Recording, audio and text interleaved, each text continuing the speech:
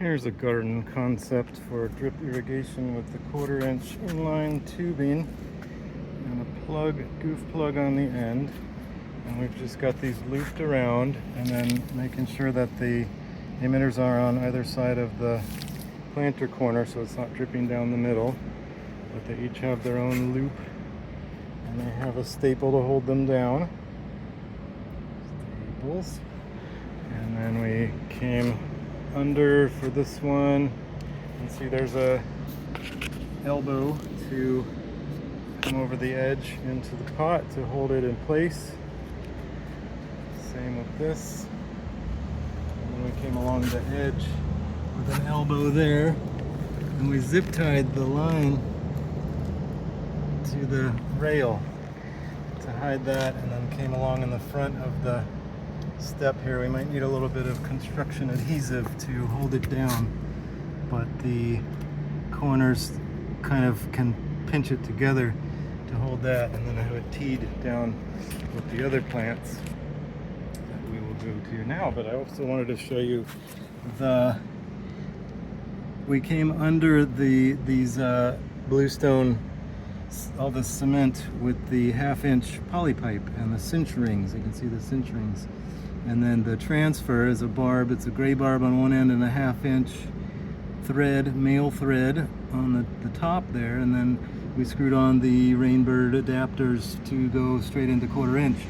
And this one we did small pots and big pots, and we only have big pots out here. They didn't know the design at the time that they were doing the pavement, so we just put in both lines because we have 2 stations here just in case. And so this one's not being used, so just a piece of spaghetti 1/4 inch tubing and a goof plug to keep that one solid. And then this one is going down and underneath to get into these planters. And so that's your setup for the more rigid 1/2 inch poly tubing that can take being underground or under cement even without getting squished. And then, I mean, you can squish it, but it's not under normal conditions. Driving on it maybe, but so that's the setup there. These have a little barb on them so you can get the spaghettis right onto there, straight off of the tubing, and that's how you transfer over from there. And then in the rest of the garden are these other lovely pots, quite the collection. And so most of them are larger, smaller. So we have the smaller pot station for these 3, and larger. These are the larger ones, just like the ones that we saw out there. And then these are also larger, and there's one on either side of the door. And so these have the same setup, but a different amount of time. So a staple holding down the inline tubing with the goof plug on the end, and you have the blank tubing coming in and a transfer, a connector at some point, a connector or an elbow depending on how you're coming up into the pots. But then we have over here the X-Core timer. These are the older ones, but I'll link all this in the description. We have a Rainbird pressure regulator filter coming off of just the garden hose. So you have a transfer, an elbow, a T to the regular garden spigot. You have a shut off for the irrigation system, and to be able to clean out the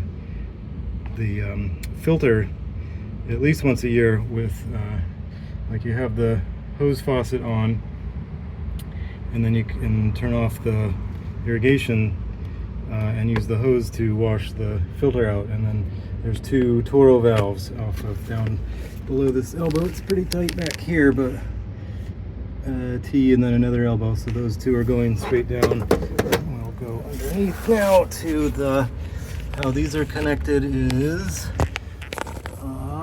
Toro valves 3/4 down to these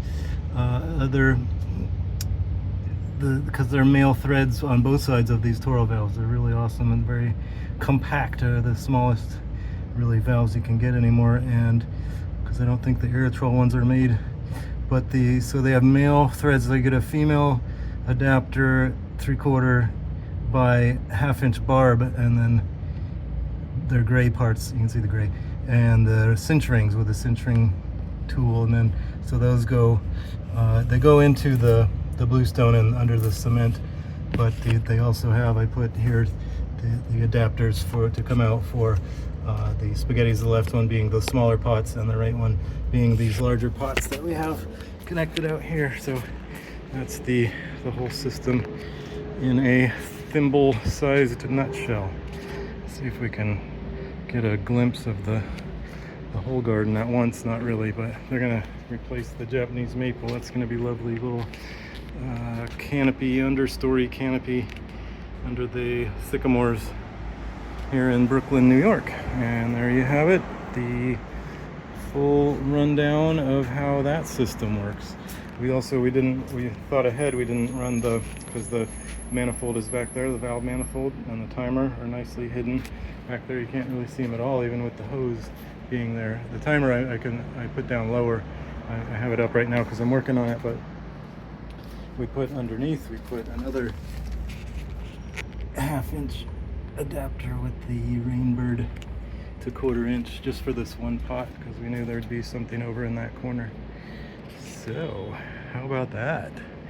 And next I'm going to put the small emitters line up to the balcony there for the annual flowers. And they said ivy, but that it clings, and that would be Vinca would be much better for that application.